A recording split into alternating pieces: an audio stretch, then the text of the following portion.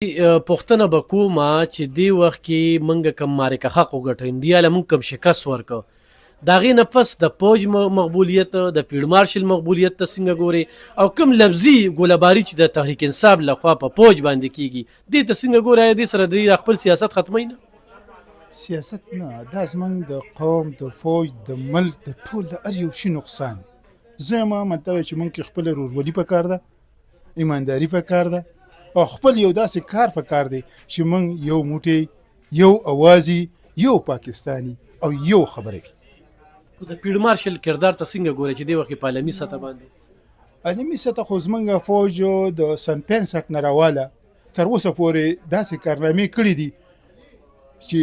لکه هر جنگ یا هر یو پروګرام چې راغلی دی نو په هغې کې مطلب دی چې زموږ د فوج کارنامه پراته ده د دې نه چې هغوی په مکه مکرمه باندې چې کوم وخت کې اټیک وشو په هغه کې یو کارنامه پراته ده د اسلامي دغه باندې نو د خپل ملک خو پرېږده بس بیا دا فیلډ مارشل چې راغی چیلنجز ورته ډېر زیات وکړه نو په دې به څه وایې انشاءالله چې چیلنج خو دا یو امتحان دی په هر سړي به وي په ما هم دی په بل هم دی په فیلډ مارشل نه چې په هر یو شي تېرېږي خو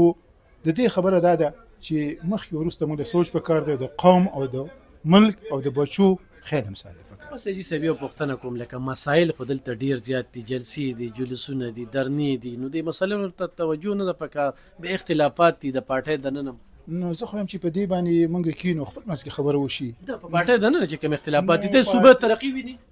د پارټۍ نه زه یم د ملک دپاره د قوم دپاره چې زموږ څه چې کینو او خبره کېږي نو ښه به وي مشوره په اسلام کې هم ښه ده